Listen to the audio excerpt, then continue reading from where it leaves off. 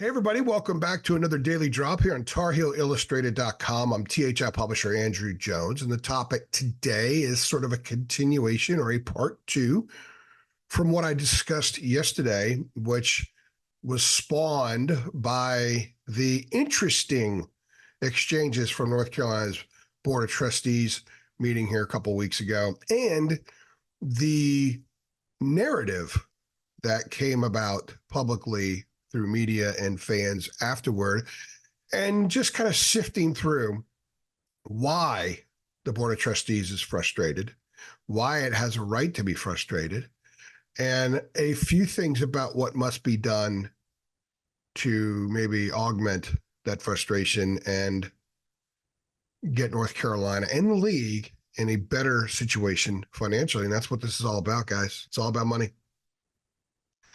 More money matters. And that's the topic here. More money matters, and the ACC must get its act together. And all of this affects North Carolina directly because as the most noteworthy school in the ACC, and it is because it's the biggest brand, it's been sort of the center point school since the conference was formed more than 70 years ago. And it remains that way, even though the ACC in a few months will comprise the Northeast of the United States, the Mid-Atlantic of the United States, the Southeast of the United States, part of the Midwest of the United States, the Southwest of the United States, and the West Coast of the United States.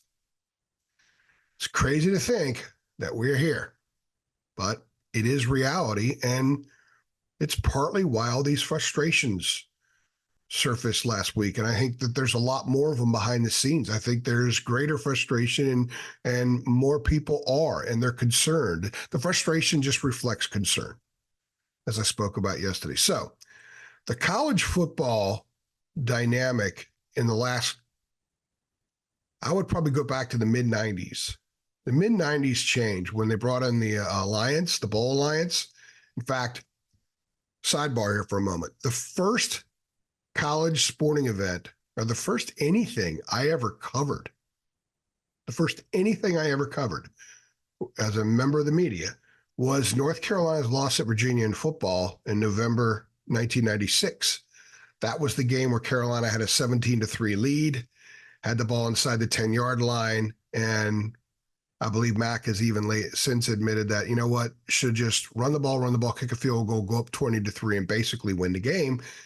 They ran a pass play. Chris Keldorf was picked off.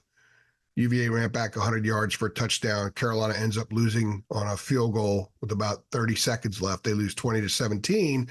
Had the Tar Heels won that game, they would have likely ended up in the Bowl Alliance, which would have been at the time like a $6 or $7 million payout. And it would have really changed where Carolina started the next season and would have changed the perception of the program at the time, when the money was just starting to swell. The next year, Carolina went 11-1, lost to Florida State at home in a matchup of top four teams, and so on and so on. And then Mac left, and college football changed dramatically. And as college football was changing in the post-Mac era, Carolina was spinning its wheels in football. Carl Torbush, and he was fired and then rehired. Carolina didn't even have a quarterback for the second half of the 1999 season. Didn't have a quarterback. It's mind-boggling to think about how quickly things fell off the rails. John Bunning came in, well-intended, did some nice things, actually has two, top 5 wins over opponents, but also historically bad defenses. The infrastructure of the program was not strong, and there wasn't a lot of continuity within the program. In the previous drop I did yesterday, I talked about leadership at the top and how great leadership, you don't have many chinks in the armor below. You don't have a lot of negatives going on where there's infighting and lack of control and all that kind of stuff. The football program had that. Then out of desperation, North Carolina wanted so badly to be relevant, they brought in Butch Davis. Butch said, hey, I know what I'm doing. Look the other way. I'm going to build an alligator-filled moat around the program, and let me do things my way, and I'll bring you guys a winner. In the meantime, build this, build that, and build that blue zone that 15 years later, people are still going to be criticizing and wondering what the heck is that? And everybody knows what happened after that. So then they bring in Larry Fedora. Larry did a really nice job in a lot of areas. And he deserves, history will look at him better than it did a few years ago, maybe even right now, because he had to deal with some stuff when he came in that was difficult to navigate. And I thought he did a solid job kind of fixing some stuff in the program that isn't always noticeable. But he also kind of lost a little bit of control late, and they asked Mac to come back. Maybe that was an act of desperation. So far, I think it's worked well. Maybe not as well as people thought it would, but it's worked well. So that's what's happened with North Carolina during a time when college athletics went from basketball being bigger to football being bigger, certainly more lucrative. And basketball at North Carolina has had a couple of ugly dips during that period, but it's been phenomenal otherwise. And it's continued to fortify the fabled nature of the program. Football, on the other hand, hasn't done anything like that. Football was really good in the 70s. Football was really good for the most part in the 80s until Matt came in and tore everything up. And football was really good in the 90s for the most part. There hasn't been this is the longest stretch of decent since then. Butch had some decent stuff. They couldn't get over the hump, and all that stuff got wiped off the record books. So as the college football world is changing dramatically, North Carolina has been just sort of spinning like a top, caroming here, caroming there, going this way, going that way. And Mac has tried to get that thing to stop and get in one place and slowly begin to move forward collectively, moving a program forward, not just having a really good year and then falling back to earth. And that's a very difficult thing to do, especially because when you think about when he took over in 2018, just look at how much the college football world has changed since then. And he's had to shift gears a lot. And I commend him for embracing these things and understanding. When you listen to him talk about what's needed now in the NIL and portal era, it's as if he's been in it for 15, 20 years. He understands the landscape. And what's part of the issue here is not everybody at UNC does, either people within the board of trustees or boosters that are money people, because a lot of them hate the idea of paying athletes, but they're slow to recognize it's here and it ain't going anywhere. And you know what? You were paying athletes before anyway. You were paying them through a variety of ways. The program had a ton of money to give these kids as much as they possibly could. As Max said when he got hired, that is allowed under NCAA rules. So that costs money. Kids were getting stuff then anyway. It's just straight up in a bag now with a dollar sign on it. That's what it is. But that's what it is for everybody. So college football right now is so much bigger than college basketball that it's not even worth the discussion. However, North Carolina is one of those rare places where basketball is bigger than football. I know because I see our numbers. Now, I think football during the season is pretty big at North Carolina, and we get excellent traffic on our videos and on our articles and everything else. Our message boards, there's a lot of interest and there's a lot of anger. But in the middle of May, I can run a football podcast and then run a basketball podcast the next day on a comparable type of topic. And the basketball podcast is going to get 10 to 30 times the number of views. That's kind of an issue for North Carolina because this is a football first world. And North Carolina has to find a way to learn how to live in a football first world where football is first at North Carolina. Now, the money being spent has increased significantly. That was part of what Mac demanded when he came back, and he's still fighting, scratching and clawing for it. Think of it, Mac, call up someone donating, a donor, saying, hey, man, we need this. We need this for this facility, and then take some of that money and put it in the collective because we need a left tackle, or we need a strong safety, or we need a better quarterback because we just lost 2 superstars the last 5 years. Now there's a drop-off. We don't know who's going to throw the ball for us. We need to go buy somebody. And it's not there because these guys are donating to other things. Hey, coach, I'd love to, but I just put $10 million to this sport because I played that sport and they win. hey, coach, I'd love to, but, I don't like the idea of my money it being funneled through the collective to go into the hands of 18 and 19-year-olds that may be gone a year later. I get it. Mac gets it. Bob Cunningham gets it. I think a lot of people in the board of trustees get it. But that's where things are. And I think in the end, for North Carolina to get to where it wants to be, it's going to need the ACC to help it get there, which needs the ACC needs to fix its house big time, beginning with Jim Phillips, or North Carolina will have to see this become a reality in another league.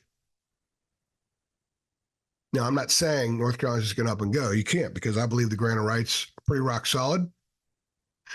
And I've maintained for a couple of years on our boards. And some of the things I'm going to talk about today, I've had on our boards for a couple of years. That that there's a reason Florida State mouthed off whenever it did 2 years ago or whenever, and still is in the league. Clemson's done its thing. They have been less mouthy, but have been doing due diligence, still in the league. North Carolina's been doing its due diligence too. Now we finally start to hear some of that frustration come out in public in the BOT, and it's forced conversation about this topic. And a lot of UNC fans recognize, hey, it's either got to happen in the ACC or got to go somewhere else. Well, when does that happen? That's a great question, because of the GOR, which is why I think it's healthier for North Carolina to focus on getting better as an ACC member than for anybody in the BOT or any of the money people that donate money to think, you know what, I'm going to save this for when we're in the SEC, or I'm going to save this for when we're in the Big Ten. It don't work that way, because you may never get there. And if you do, it might be 15 or 20 years down the road. North Carolina and the other schools, Florida State, Clemson, Virginia, Miami, Virginia Tech, some of these other ones that maybe aren't so happy, even NC State. You got to focus on making yourself the best you can be in the ACC right now, which makes the ACC better. And you got to get the league to do it. The commissioner of this conference makes $2.5 million a year. The commissioner of this conference, at least on the surface, would probably not get a very high grade if this was a mid-semester grade handed out after a final exam. Probably wouldn't grade out too well, because I know there's a lack of confidence in him. But what can be done? So I'm going to throw a few things out there. I know this is long and drawn out, but that's what this process is. It's long and drawn out. Okay, the first thing that needs to be done, in my opinion, at least it can be done, and the league should look at, is unequal revenue sharing. I think unequal revenue sharing could probably calm the nerves of the money schools more than anything else right now. That is doable. That is something that the league can actually make a reality this offseason, this summer. And one of the reasons why the last vote to bring in SMU, Cal, and Stanford is important to note is the three schools that didn't vote in favor are the three biggest moneymakers for the most part, the most attractive schools: Clemson, Florida State, and North Carolina. Although I think Virginia is more attractive than Florida State and Clemson for other reasons. And I know that because of how things are discussed. And if there was a draft, if the SEC and Big Ten had an open draft of ACC schools, Virginia might go before Clemson and Florida State because it's a location. And I think there's a lot of potential for a school like that if it were to get into one of those leagues. Anyway, that's not the point. The other schools voted in favor of bringing in those three, recognizing that there would be a significant unequal revenue gap for them. SMU's bought their way in, essentially. Cal, which is hemorrhaging money, although it's going to get a $10 million a year alimony paycheck from UCLA, and Stanford, are not going to get anywhere close to an equal share. So the rest of the schools said, okay, we approve unequal revenue within the league by voting for that. The second thing is, if there is a fear that, let's say, North Carolina, Clemson, and Florida State on the same day simultaneously announce, we're going to challenge the GOR and we're leaving. You come after us if you want, but we're all going to the Big Ten or whatever. What do you think the reaction of those other schools would be? Go ahead and go, whatever. No, because the ACC's future, whether it might still remain intact, its future would be significantly in question because the value of the league, losing schools like that, would drop significantly.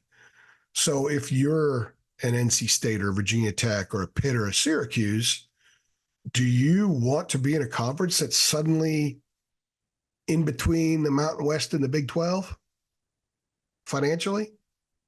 Or would you vote for unequal revenue sharing to keep an FSU, a Clemson, and North Carolina happier and maybe more likely to stay in the league and stop rattling the cages so much? I think that would make a lot more sense. And I think the fact that they've already voted for unequal revenue sharing by admitting the new schools and a longer period of unequal revenue sharing than will be the norm when a school joins the league. I think the precedent's sort of there, and I think that's something that's being pushed a lot quietly, and I think that would be a huge step forward.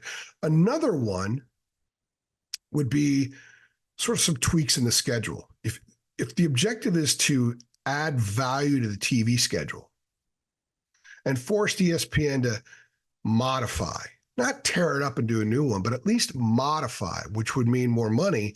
First thing you got to do is get rid of the FCS games. This will help the league in two ways. One, the gate. Nobody draws for those games. And it's not an ACC school's responsibility to help fund an FCS program's coffer. Help fund the program. It's not their job. I'll never forget asking coaches over the years, I could name 5 or 6 right now at different schools, about that. Like, no, we need to help fund those programs. No, you don't. No, you don't at all. You need to fund your own program. So eliminate the FCS games. And just by doing that, you're going to get a little bit more people in the stands, a little bit more money raised. Plus, it's going to make the TV contract a little bit better. How many people are tuning in to watch Charleston Southern against Miami? Nobody. Now, not a ton of people are going to watch UAB in Miami, but more are going to watch that. And it will bring a few more people in the seats. Although, insert Miami attendance jokes here. The other thing I think would be to add a 9th conference game. Now that there are no divisions, you need as many games as possible to help determine what 2 teams make the most sense being in the championship game, deserve it the most. And because you can get really favorable schedules in a massive conference like the ACC, playing an 8-game schedule, that there could be a scenario, and Louisville was close to that last year, there could be a scenario where a team has a really poor league schedule and cruises to the ACC championship game, but maybe it's the 5th best team in the league or 4th best team in the league, and it gets clobbered in the title game. Add a 9th game. It adds more value to the TV contract as conference games draw more. Crowd in the stands, eyeballs on TV. So those are 2 things right there the league can do. Say, hey, we just added a whole nother round of conference games, and we're not playing FCS teams. Let's amend this thing a little bit. Maybe that won't work. Maybe it will. And maybe it's one step closer to the end game. Now, one thing that's come out lately, I know Mike Farrell tweeted something about this, and I've been talking about it on the boards since Texas and Oklahoma announced they were going to the SEC. Or, yeah, I guess, were they the first ones? And then you had UCLA and USC going to the Big Ten. Like 3 years ago. I know that there have been discussions among people of note at the money-making schools on the possibility of some contraction. Dump Wake, dump BC because they are a drain on the conference, and there's no other way around it. And this doesn't mean I don't like Wake Forest or Boston College. That's not that at all. This is a business way of thinking. But Wake and BC don't bring, they do nothing to enhance the pot for Florida State or even for NC State. They don't. They have small student bodies, small alumni bases. BC is a complete and total afterthought in Boston. I've been up there many times for basketball and football games. A complete and total afterthought. Totally. I mean, I don't think the Boston Globe has sent a writer to the ACC tournament since like 2012 or something. Doesn't matter. Wake's a super small school. It's by far the smallest Power 5 school in the country. Doesn't have a huge alumni base. Deacons can't sell out the smallest stadium in Power 5 football. So if you're not selling it out, not a lot of people are watching on TV. Eyeballs matter. So a lot of people in the ACC at these power schools have thought, that's dead weight. If we trim them off and add in 2 public schools with much bigger bases, that changes a lot.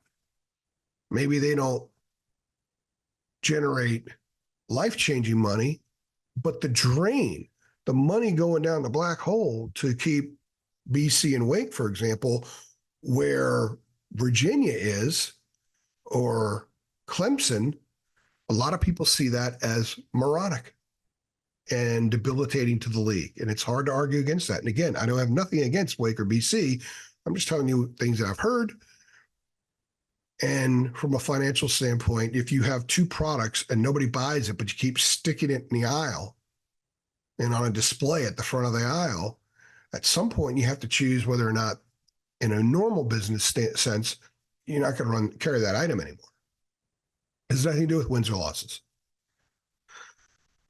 So I don't think that's ever going to happen. I don't think we get away with it. I know that one of the things that I've been told by a couple people is that, hey, you mandate a minimum spending amount, and some schools just aren't going to be able to compete over time, and they might withdraw and drop down to a different level themselves. I don't see that at all. They're not walking away from the kind of payout they're getting in the ACC, because that's a lot better than what they would ever deal with otherwise. So that's not going to happen. But I wanted to throw it out there because it's starting to gain some traction in the public discourse, in part because of Mike Farrell's tweet. And Mike has a lot of people who follow him in college football. He used to work, full disclosure, he used to work with us at Rivals. He used to run Rivals, basically. One of the top guys at Rivals. The other thing would be to add an 18th school across the board. And I could tell you, and I've been posting this on our board since last winter, but I've been told by a very, very good source, and really multiple sources, but one in particular, that they believe an 18th school will be added this summer. Now, I'm not reporting they will add an 18th school this summer. I'm just telling you what the source says. Very good source. It has to happen, one, because it's better to have an even number of schools.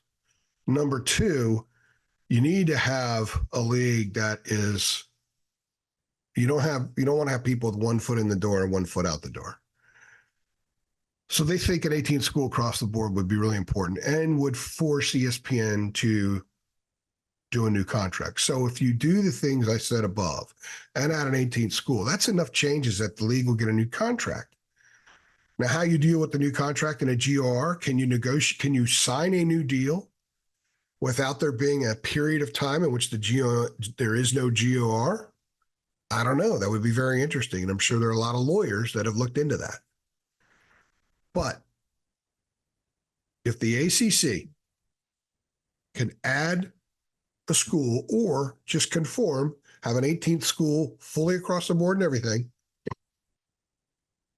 you add a conference game to the schedule, no FCS games,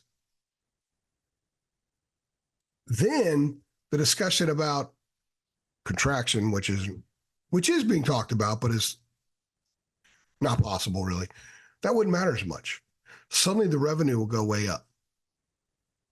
And if you have unequal revenue sharing on top of that, Florida State, Clemson, North Carolina, they will make really good money. They will make competitive money. Maybe not as much as the SEC or the Big Ten, but you don't have to make the same they do in order to win championships. And if you're a Florida State or a Clemson, you might sit back and say, okay, I'm just throwing numbers out for the sake of discussion here. Okay, so let's say Florida is making $85 million a year. Well, if Florida State's making $75 million, okay, that's $10 million, but still a ton of money. They can make up for that winning a weaker ACC than would be the challenge in having to compete with what Florida has to win, or trying to win an SEC or a Big Ten. So they could make up for that, and they could win titles. They could hang banners, and their fan base can pound their chests and gloat. So when you're talking that kind of difference, it might be worth it enough to stay in an ACC because you can win, even if the 18th school that gets added across the board is very competitive in football. That would actually be ideal. A lot of stuff, a lot of thinking out loud.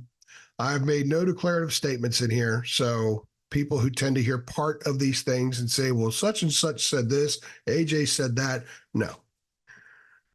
I think the reality is there's a lot of stuff on the table. There are a lot of things that need to get figured out. There are changes that must be made. And ultimately, the question is there enough confidence in Jim Phillips to make those changes? The sense I get from people I've spoken to whose confidence levels matter, it's either I don't know or no. Not many votes of confidence right now. But I think this off-season wave will really determine how people truly view Jim Phillips. Changes need to be made, guys. The league just can't sit and do all these initiatives about things that do not affect the product on the field and the amount of money being brought in. That's all fine and dandy. And there's some people that believe Jim Phillips is spending way too much time on those things. That he needs to figure out a way to do the things that have been noted here in this drop or something along those lines.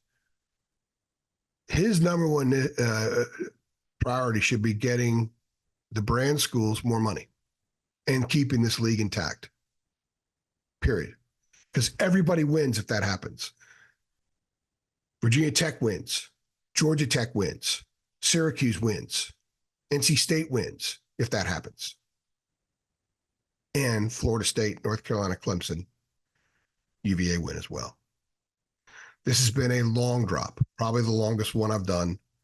I know I've bounced around to a lot of stuff, but I really want to know what you guys think about this.